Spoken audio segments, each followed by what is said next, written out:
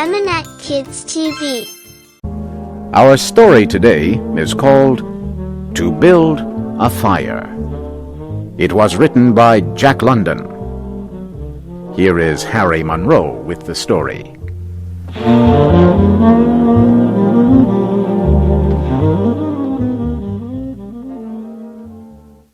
The man walked down the trail on a cold gray day.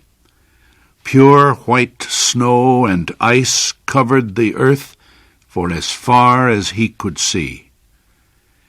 This was his first winter in Alaska.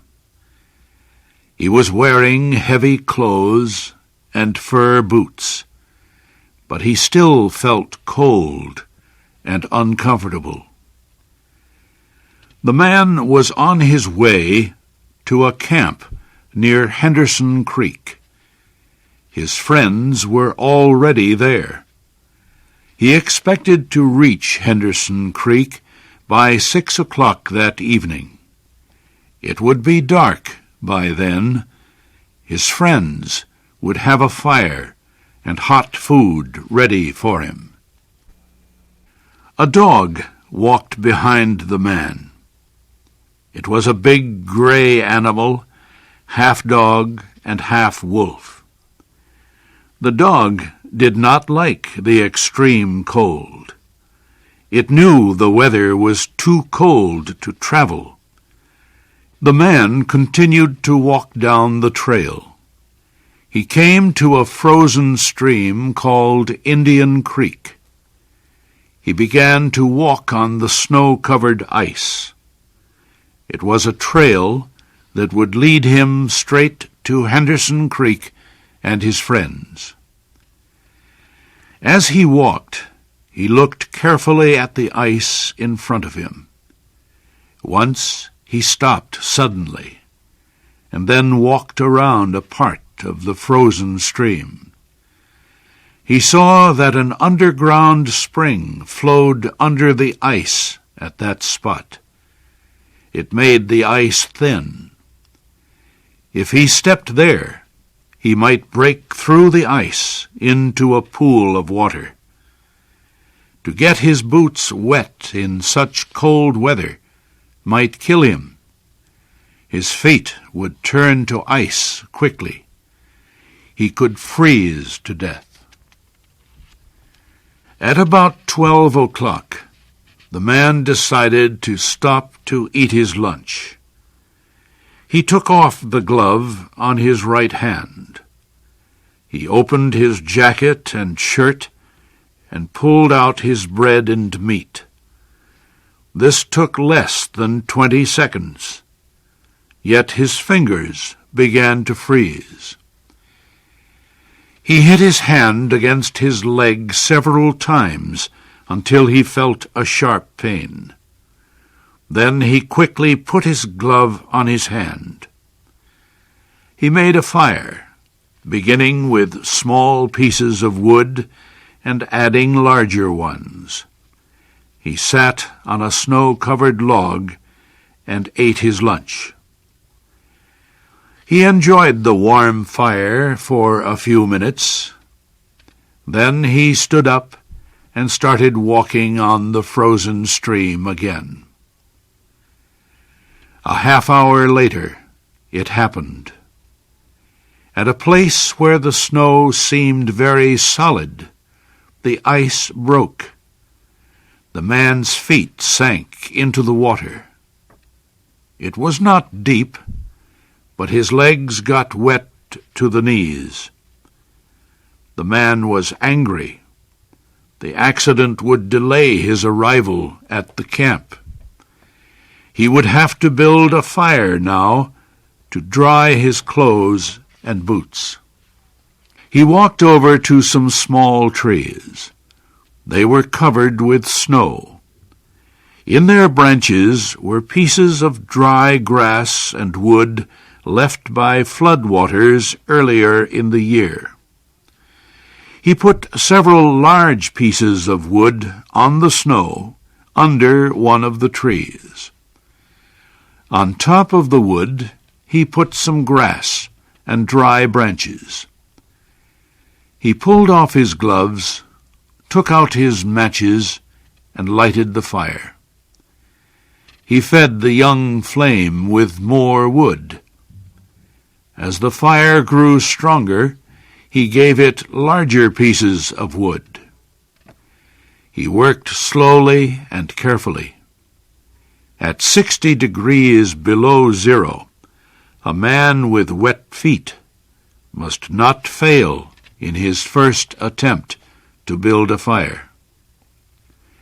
While he was walking, his blood had kept all parts of his body warm. Now that he had stopped, cold was forcing his blood to withdraw deeper into his body. His wet feet had frozen. He could not feel his fingers.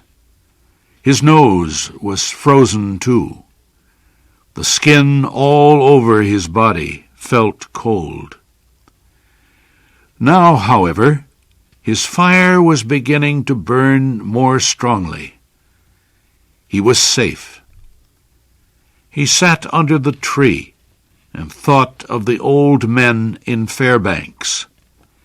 The old men had told him that no man should travel alone in the Yukon when the temperature is 60 degrees below zero.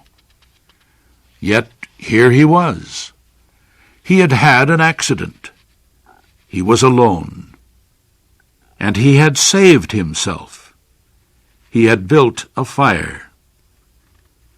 Those old men were weak, he thought. A real man could travel alone. If a man stayed calm, he would be all right.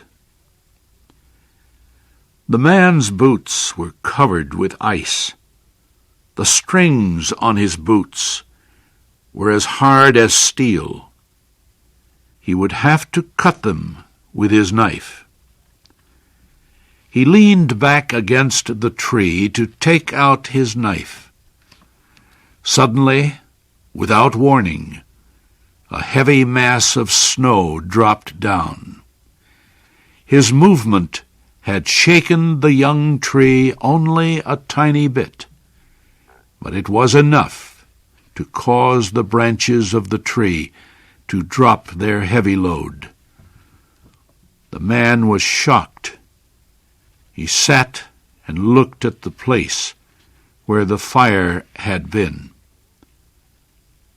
The old man had been right, he thought. If he had another man with him, he would not be in any danger now. The other man could build the fire. Well, it was up to him to build the fire again. This time he must not fail. The man collected more wood. He reached into his pocket for the matches, but his fingers were frozen. He could not hold them. He began to hit his hands with all his force against his legs. After a while, feeling came back to his fingers. The man reached again into his pocket for the matches. But the tremendous cold quickly drove the life out of his fingers. All the matches fell onto the snow. He tried to pick one up, but failed.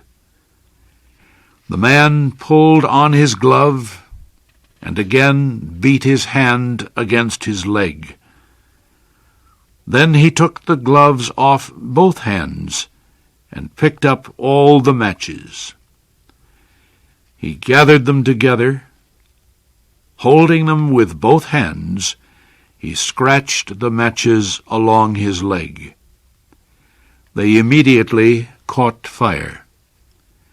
He held the blazing matches to a piece of wood.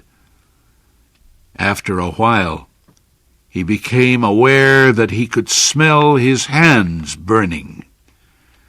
Then he began to feel the pain.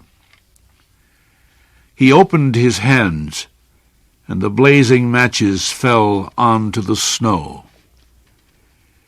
The flame went out in a puff of gray smoke.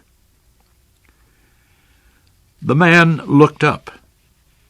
The dog was still watching him. The man got an idea. He would kill the dog and bury his hands inside its warm body. When the feeling came back to his fingers, he could build another fire. He called to the dog. The dog heard danger in the man's voice. It backed away. The man called again. This time the dog came closer.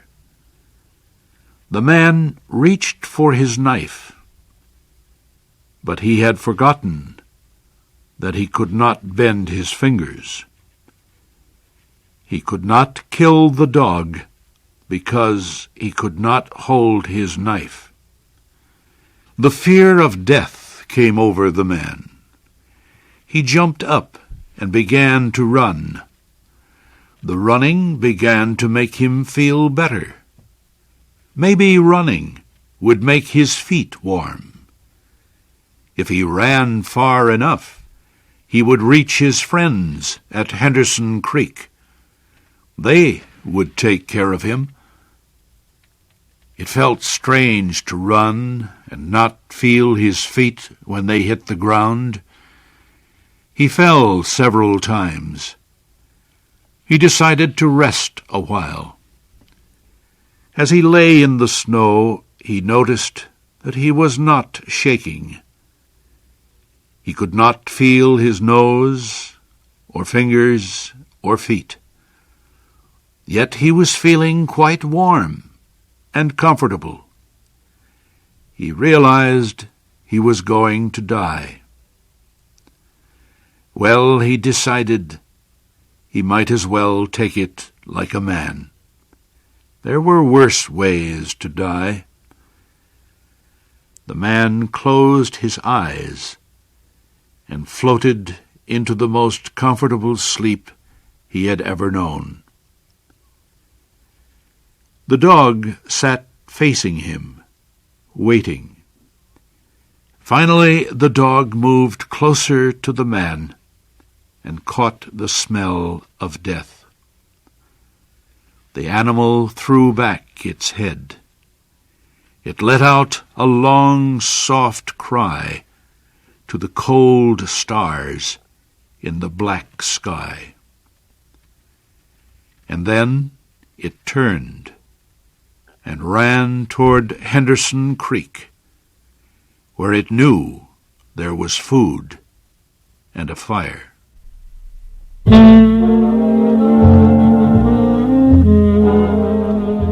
You have just heard the American story called To Build a Fire. It was written by Jack London and adapted for Special English by Donna DeSanctis. Your storyteller was Harry Monroe. Harry Monroe. Harry Monroe. Harry Monroe.